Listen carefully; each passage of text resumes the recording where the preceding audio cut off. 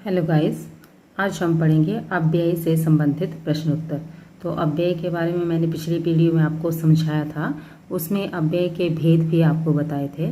तो जिसने समझना हो वो मेरी पिछली वीडियो में जाके देख सकता है। मेरी प्लेलिस्ट में जाए, उसमें सभी वीडियो जो है मैंने टॉपिक जो है वो बहुत अच्छे तरीके से जो है आपको समझा दिए हैं। तो अब हम उसी के ऊपर कुछ प्रश्न उत्तर जो है वो देखते हैं। तो पहला प्रश्न है, अव्यय को और किस नाम से जाना जाता है? तो अव्यय को और हम अभिकारी नाम से जाना जाता है। अव्यय क्या बताए थे कि जिनका लिंग वचन के आधार पर रूप परिवर्तित नहीं होता है उन्हें हम अव्यय कहते हैं, है ना। जैसे तेज, धीरे, कल, परसों आदि। और जिनका रूप परिवर्तित हो जाता है उन्हें अभिकारी कहते हैं, ठीक है। जैसे लड़का का लड़की, तो कलम का कलमे, ये विकारी शब्द हुए। और जिनमें परिवर्तन नहीं होता, जैसे तेज, धीरे, कल, परसों, तो ये अभिकारी शब्द हैं। तो अव्यय को और किस नाम से जाना? अभिकारी शब्द। अव्यय ही अभिकारी शब्दों को कहते हैं, ठीक है। अभिकारी शब्द के कितने प्रकार हैं? अब अभिकारी शब्द के 4 प्रकार हैं। तो 4 प्रकार कौन कौन से हैं? क्रिया विशेषण, संबंध बोधक, समुच्चय बोधक और विस्मयादि बोधक अव्यय। अगला है, क्रिया की विशेषता बताने वाले शब्द क्या कहलाते हैं? तो जो शब्द क्रिया की विशेषता बताते हैं वो क्या कहलाते हैं? क्रिया विशेषण। यानी जो क्रिया की विशेषता बताएंगे उन्हें हम क्रिया विशेषण कहते हैं। अगला है, जो शब्द क्रिया के होने के समय का बोध करवाते हैं उन्हें क्या कहते हैं?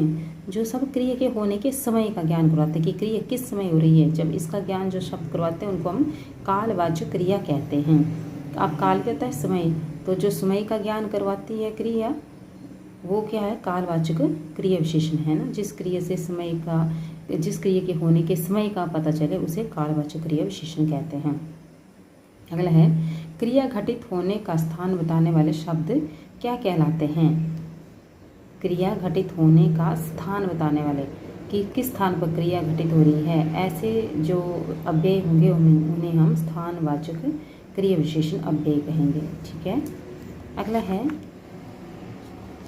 बहुत, थोड़ा, कम शब्द कौन से क्रिया विशेषण हैं? तो ये कौन से क्रिया विशेषण हैं? परिमाणवाचक क्रिया विशेषण। जिन शब्दों से हमें जो है वो जिस अव्यय शब्द से क्रिया के परिमाण अथवा नाप तोल का बोध होता है उन्हें हम परिमाणवाचक क्रिया विशेषण अव्यय कहते हैं, ठीक है। अगला है, शांतिपूर्वक, तेजी से, चुपके से, कौन से क्रिया विशेषण हैं? तो ये कौन से क्रिया विशेषण हैं? रीतिवाचक क्रिया विशेषण।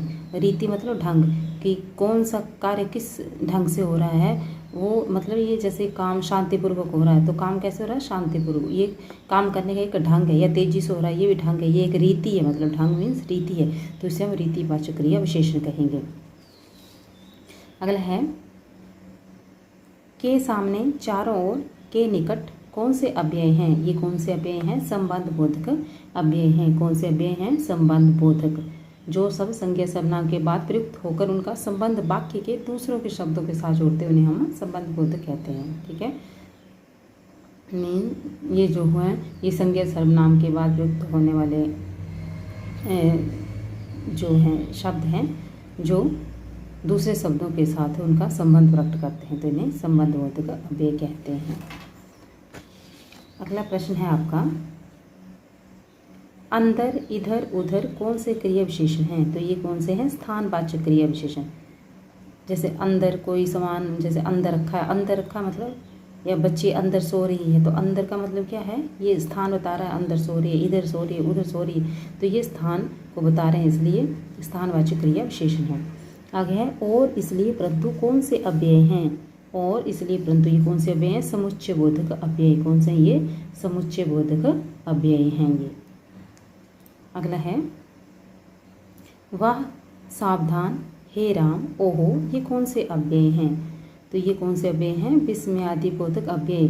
क्योंकि ये शब्द जो है वो हैरानी जब हम प्रकट करते हैं तो हमारे मुख से जो है स्वतः ही निकल जाते हैं, जैसे वाह या सावधान या हे राम, ये जो सभी क्या हैं? ये विस्मय बोधक अव्यय होते हैं। अगला है, मेरा भाई रोज विद्यालय जाता है, क्रिया विशेषण बताओ। इसमें कौन सा क्रिया विशेषण है जो क्रिया की विशेषता बताता है ना? क्या है? रोज। क्या है? रोज। यानी जाता तो है लेकिन कहाँ जाता, कब जाता है? रोज जाता, तो ये रोज क्रिया विशेषण है। अगला है घोड़ा बहुत तेज भागा में क्रिया विशेषण लिखो। तो इसमें क्या है? तेज, कि घोड़ा भागा तो कैसे भागा? तेज भागा। ये क्रिया है भागना, लेकिन क्रिया की विशेषता जो बताएगा वो क्रिया विशेषण है। तो क्रिया की विशेषता क्या है? कि तेज भागा। कैसे भागा घोड़ा? तेज भागा। तो तेज क्या है? क्रिया विशेषण है। इसमें घोड़ा तेज भागा में तेज क्रिया विशेषण है। अगला है के पहले कौन सा अव्यय है? ये के पहले शब्द जो है वे संबंध बोधक अव्यय है। के पहले क्या है? संबंध बोधक अव्यय है। अगला है बहुत अच्छे शब्द विस्मयादि बोधक का कौन सा भेद है? जैसे हम बोलते हैं ना बहुत अच्छे, बहुत खूब, है ना? तो ये किसका है? प्रसन्नता सूचक है या प्रशंसा सूचक है। ठीक है, प्रसन्नता सूचक या प्रशंसा सूचक भी बोलते हैं इसको। ठीक है, तो प्रशंसा सूचक आपने क्या लिखना है? इसका प्रशंसा सूचक है। ये शब्द की जब हम प्रसन्नता प्रकट करने के लिए करेंगे तो प्रसन्नता सूचक कहेंगे। ठीक है, या प्रशंसा सूचक कहेंगे, या हर्षबोधक भी कह देते हैं इनको। ठीक है, क्योंकि ऑप्शन में कई बार प्रसन्नता दी हो, कई बार प्रशंसा दी होता है, कई बार हर्षबोधक दिया होता है। तो प्रसन्नता दिया हो तो प्रसन्नता सूचक, प्रशंसा दिया होगा प्रशंसा सूचक लिखना, हर्षबोधक दिए हो तो हर्षबोधक। इन तीनों में से एक ही ऑप्शन आती है।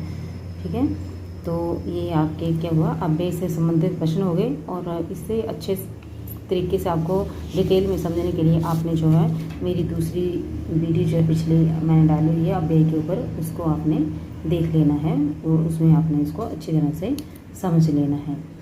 तो आज के लिए बस इतना ही। और हाँ, मेरे चैनल को सब्सक्राइब अवश्य करें, कमेंट करें और लाइक करें। ठीक है, ताकि अगली वीडियो जो आपको समय पर पहुँच सके और आप इसका लाभ उठा सकें। Thank you.